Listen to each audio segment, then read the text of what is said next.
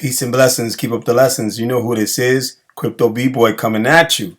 Yeah, got some stuff for you, some news, run through, and, get some clarifications for you guys on this issue with the Union coin, whatever is going on with that, and we'll get in. So let's get in. Are you ready? Let's get it. Are you ready? Let's get it.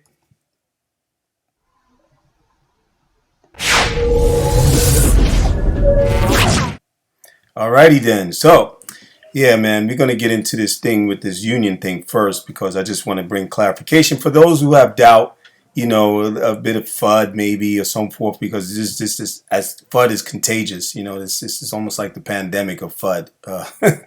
But, not to make a joke about that, the pandemic was a great loss. And then, my regards to those people who family members that lost life and so forth. But in relation to this is very it's somewhat suspicious and confusing.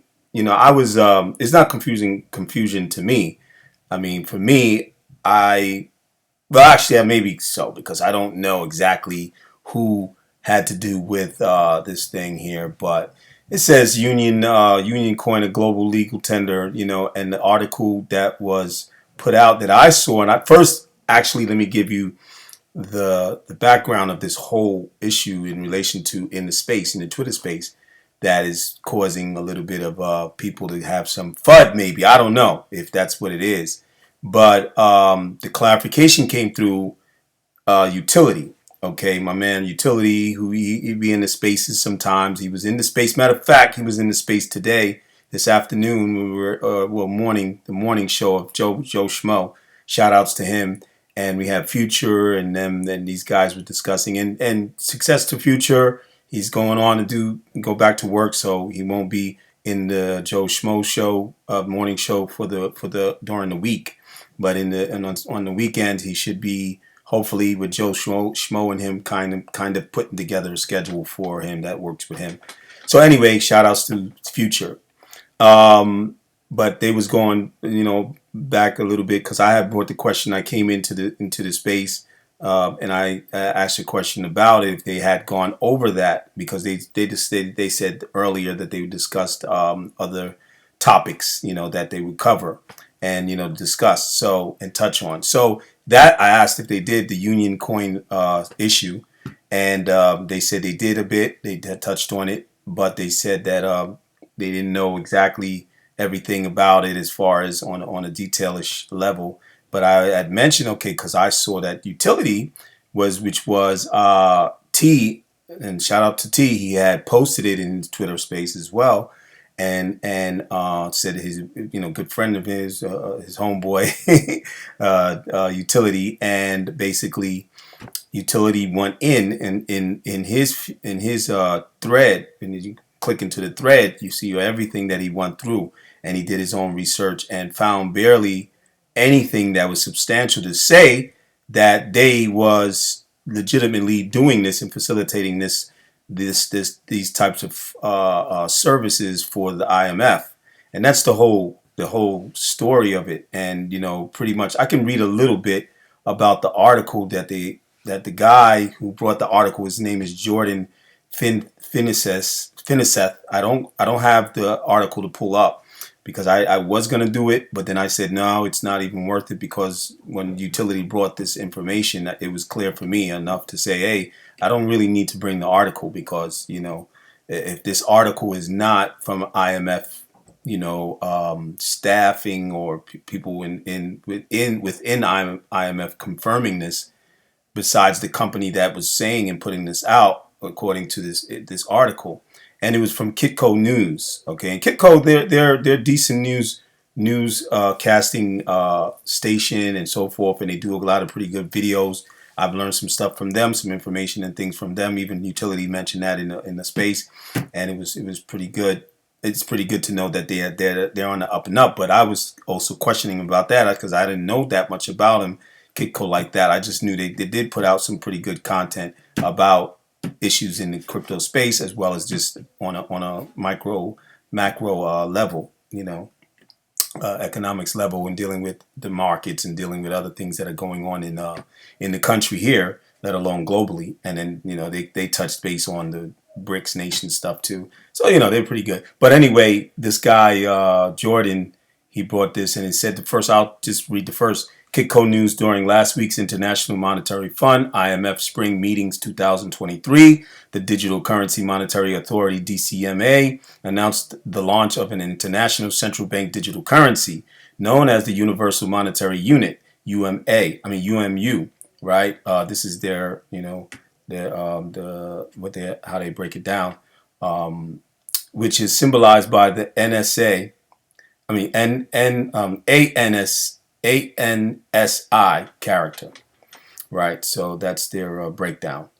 So it says, according to a press release announcing the new currency UMU, also known as Unicoin, okay, is a legal money commodity that can transact in any legal tender settlement currency and functions like a CBDC to enforce banking regulations and protect the financial integrity of the international banking system. So, not to go on any further with it, it hasn't been confirmed enough, and it hasn't been enough proof to show that this is legitimate. So it could be a scam. It could be, a rug pull, not a rug pull that you enter into on your own, because who's to say? We don't even know if retail, if it's available for retail, and to buy it and to own this coin. So it looks like it would only be a coin that's going to be an EDSR, coin for the IMF. I think, one of those types of currencies that that they have used over the many years to facilitate the payments to these countries that were taking loans under them. So anyway, that's it with that. So we're going to go on what utility is saying so far for now until somebody brings some substantial evidence and proofs to say that these guys are legitimate. That's how I feel we should go. That's my opinion. And then I'm not a financial advisor, professional advisor, any kind. Do not take any knowledge from me without doing your own due diligence and going and researching on your own behind me. And I'm just doing this as on an information level. I'm an information content creator, and whatever I get, I pass on. I do my own due diligence to make sure that it is good news or good something that's legitimate as well before I even pass it out. So that's why I'm putting this here as a clarification. My man Utility did a good job, and shout outs to him. All right, so let's go on to the next thing, which is in in the news still. Okay, let me open up my email first. Hold on for a second. Got to redo this all again. Sometimes these software situations be bugging out on things. They don't want to work like you really want them to all the time. Okay, so let's get into where we at. Hold on for a second. I was trying to look it up, and I put it in there from when I first did, and now it's out of place. Okay, bear with me, guys. I'm gonna get there in a minute. Yeah. Okay.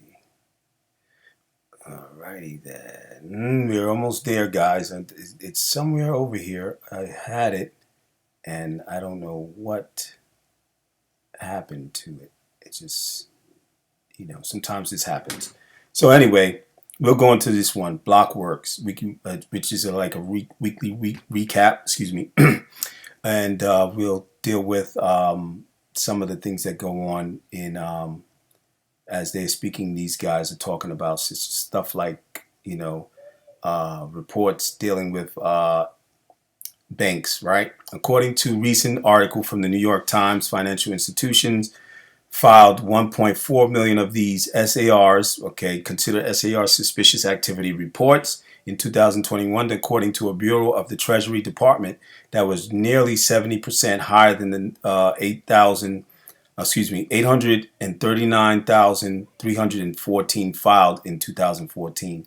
And the Bank Policy Institute says that our data indicate that about 4% of SARs result in any follow-up from law enforcement. A tiny subset of these results in an arrest and ultimately a conviction. Okay, so they're not playing. They're getting on these people, pulling these scams, or just being criminals, man, and so forth. So it's a lot of this stuff going on, that we got to be careful. People got to be careful. Even my brother almost got scammed. He was trying to do an NFT transaction of selling his NFTs that he did, the AI art that he used to make the NFT, and then he made the artwork, and then he made it and minted it into an NFT just to sell it to some prospective buyer, and the person wasn't really on the up and up. The person said they had a failure of being able to get the transaction or whatever, and that he wanted him to send him some information or something. So it was pretty much like a phishing scam to what he suspected. So, but you got to be careful. Yeah, guys, we got to be careful out there. So anyway, let me see. Where was the other thing I did? I had something. Okay, I think it was. Yeah, this was it. Briefings from Goldman Sachs. Okay, and I have various, letters, newsletters that get sent to me. So it says smaller U.S. businesses and towns may be hardest hit by the recent banking turmoil, our economists said. And that's true, because it leads into one of the videos that I want to allow you to listen to. And there's a lot going on. I don't want to even get into it. Matter of fact, I'd rather go into the video, and just give me a minute, because some of this stuff that I had was giving me a hard time to get it. I'm looking for it, and it's not in the same place that I had it. And some of you might know how this goes. Those of you who are content creators and try to go into their email to find the proper mail that they were supposed to be speaking about. Okay, crypto. Oh, here we go. This is the one. This is the one I wanted to read a little bit about. It was about the hacking. Let me see. Where's that at? Is it here? Oh, hacker mints 1 quadrillion USDT after exploiting old Yearn finance contract. Okay, so this is crazy, because these guys, they're just going at it, man, and that's the point. To do these hackers. So that was that. I didn't really want to get into that too much too, because it wasn't giving me availability or allowing me to access to read more about it. So, but it's also the time's going by. So let's get into get into the videos that I wanted to present to you guys. This is that's just Pratt. I'm going to bring that up in a minute. But let you listen to this guy real quick, okay? All right. So this guy is from Coin Bureau, and he's a really good guy. He does his thing here. He gives a lot of information. He's very informative. And if you're not subscribed to him, I would suggest to subscribe. He's good. And he brings a lot of information about what's going on in this crypto space, as well as the markets, and the basic condition of the way things are financially on a crisis level and so forth, and even preparing yourself for what's coming with doing maneuvers that will be allow you to avoid a loss or many losses, or where you're without and you go without, and then you're regrettable because you didn't make any maneuvers to position yourself properly financially, and as well as in where you put your money in banks and so forth, like this. And these guys like this, they really bring a lot of information. So anyway, listen to what he's saying, and we'll interact with him. Give me a quick sec. I'm sorry. Hold on for a second. This is what bothers me sometimes. Okay, here we go. Alrighty then. Which sector will be the catalyst for the next global financial crisis? The recent stress in the banking sector has put the spotlight on commercial real estate, and it appears that this sector is about to implode, even if central banks start cutting interest rates. So today I'm going to tell you everything you need to know about commercial real estate, including what it is, who holds all the debt, and what impact its imminent collapse could have on the housing market. Let's start with a definition. Commercial real estate is basically any real estate that isn't residential. This includes stuff like office spaces, factories, shops, hotels, land, and multi-family rentals. Now that's the thing that I'm interested in because I've been seeing a lot of advertisements from other people, even people doing seminars or courses to tell you how to get involved into, which is very lucrative of business for real estate is multi-family rentals, and it's very good as far as a passive income. So I would suggest you look into that and just on that lens. But we're going to go past that because I think most people who know about real estate know what commercial real estate is. So we'll go past that and we'll go to which sectors are at risk, which is a pretty good thing to get into and understand and know, so you know and you can be aware of while you're trying to invest in these areas in commercial real estate and so forth, or real estate period. In a recent episode of Blockworks, expert real estate investor Nick Halaris recounted the roller coaster that commercial real estate experienced during the pandemic. Like many other asset classes, the sector initially looked like it was about to get wrecked, but it quickly recovered and went on to hit all-time highs. This makes sense considering that commercial real estate investors of all kinds were able to refinance their debts at much lower interest rates. Nick estimates that the peak in commercial real estate was sometime in early 2022. Everything was looking good until the Fed started raising interest rates. Within a few months of the first rate hike, the most over-leveraged commercial real estate investors went from making mad money to being bankrupt. Nick explained that the rest of the industry took a wait-and-see approach. This meant eating the costs or getting loan extensions from their banks.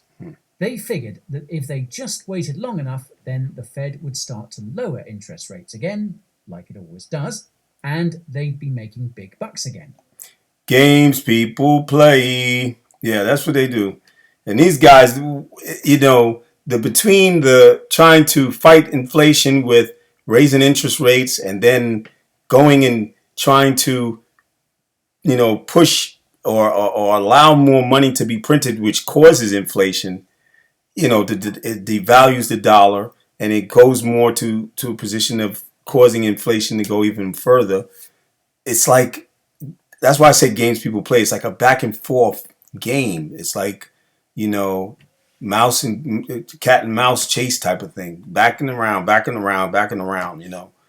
running in circles. And it's just games because the people who don't have this education, don't have financial literacy and know about economics and so forth and how these people work. They get the wool thrown over their eyes, pulled over their faces. So it's unfortunate. Nick revealed that the sector had the capacity to survive the squeeze so long as the Fed didn't raise interest rates any higher than 7%. But then the banking crisis happened. Now, if you've watched any of our videos about the banking crisis, you'll know that the rise in interest rates caused large unrealized losses for banks. This could result in banks going bankrupt if all depositors try withdrawing at the same time. This is what happened to SVB. For the commercial real estate sector, the banking crisis effectively removed the risk of the Fed raising rates to 7% and replaced it with the guarantee that banks will be less likely to lend to commercial real estate investors. In other words, no more low interest rate loan extensions from banks.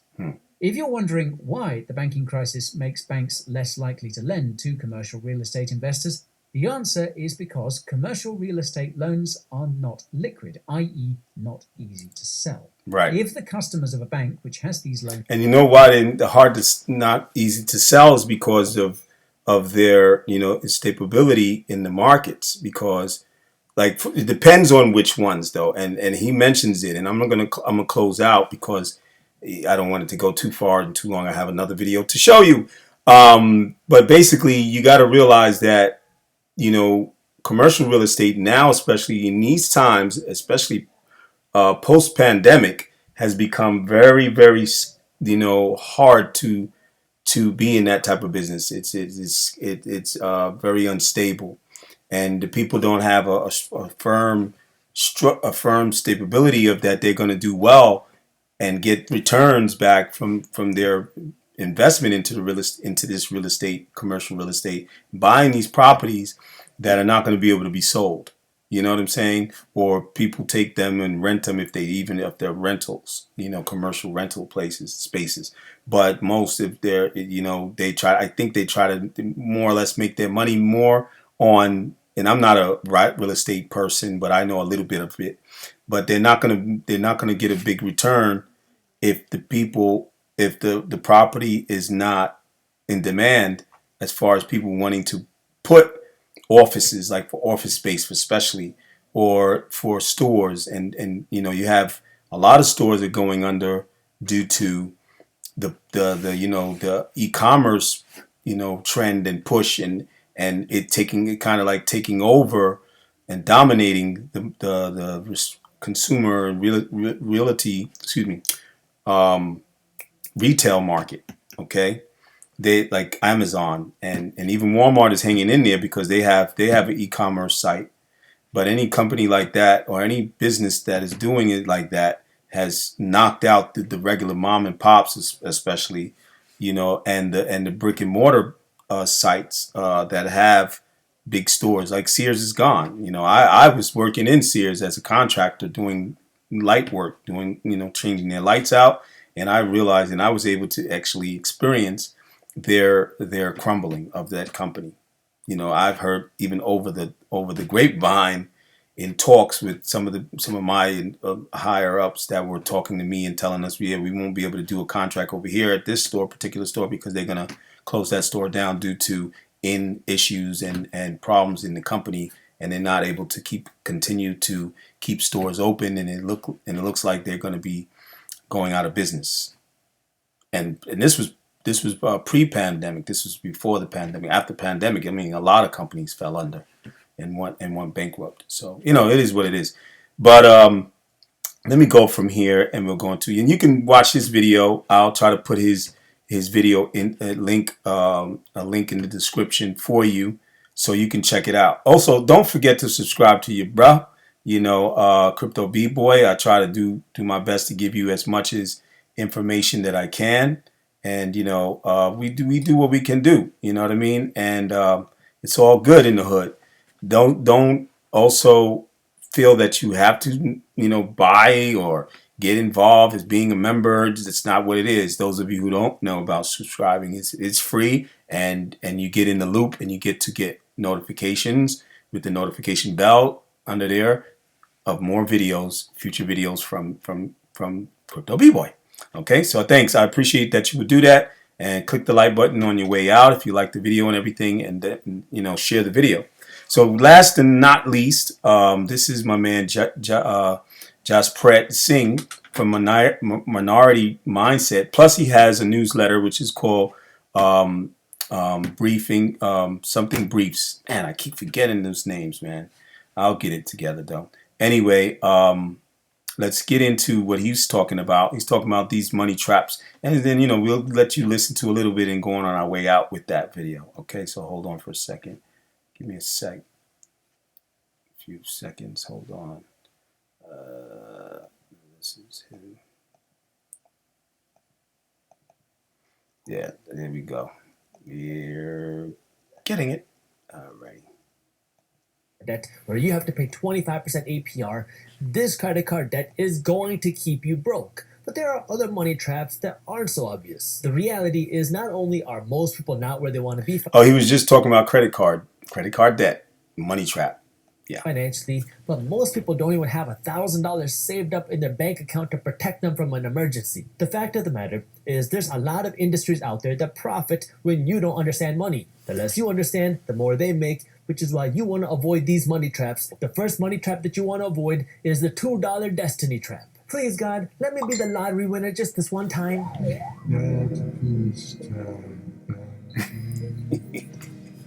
the lottery is an interesting way to invest your money because your returns can be pretty good if you win. I mean, if you invest $2 into a lottery ticket and you win, you could win something like, I don't know, $10 million, depending on how big the lottery is. It could be billions of dollars, I guess. But if you just invest this $2 and you get that winning ticket, you can win a whole lot of money.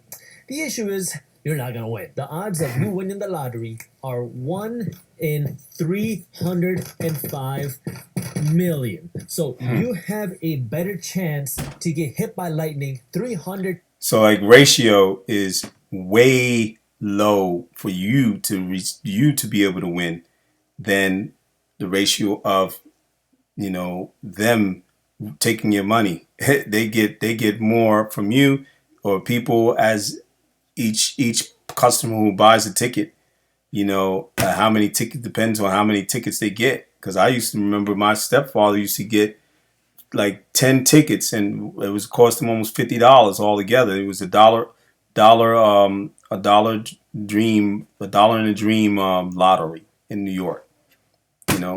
So it's crazy. But anyway, let's listen a little more. Times than you do of winning the lottery. Now, this is where a lot of people say, but Jaspreet, I still have a chance to win, right? Yeah, technically, you do still have a chance to win. And if you're that one lucky person, you could turn your $2 investment into $10 million. And this is where the majority of people think, let me double my odds. If I just buy more lottery tickets, now I got a better chance to win the big jackpot. That's why the average American is spending just over $80 a month on lottery tickets, which is right around $1,000 a year on lottery tickets, because if you buy more tickets... Just read that. Go back and read that and see for yourself. It's crazy. But let me go on forward past this and let him read about... I think it's another one. You can buy this TV with no money down, with a 0% APR, and you can just pay it off in 12 months. You can keep that $600 in your pocket, and you can invest it somewhere else so you can get a better return on your money. And now you can buy this $2,000 TV, pay it off in installments, and pay $0 in interest. What could be better than that? The problem with 0% APR, even if you have $2,000 in your pocket, is you never feel the pain of actually spending your money, because now you are just financing everything. You are playing the payments game, and you might think in theory, yeah, I could take that $2,000 that I have today and invest it and use my investment money to buy this TV now because I can just pay it off in installments with my investment profits. But the reality is nobody does that. Okay, so that's a good amount to get from a man. I just try to give you some value and something that you can learn a little bit, learn about the markets, learn about how money is actually, transacted in the level of being a consumer or what have you, like he's speaking about, and, being a person that's just a consumer, because that's what he's speaking about. He's speaking about people who want to buy, who want to make transactions with their money, and they get themselves in the credit card when they first came in, or you want to make money and you want to kind of like get a return without investing in a business that's going to be long term, and you can more or less you have to build that business, do the startup, and go and build that business up to get to where you can become rich. But a fast rich way to go about getting money is through the lottery, but the chances of you winning is very, very, very slim. So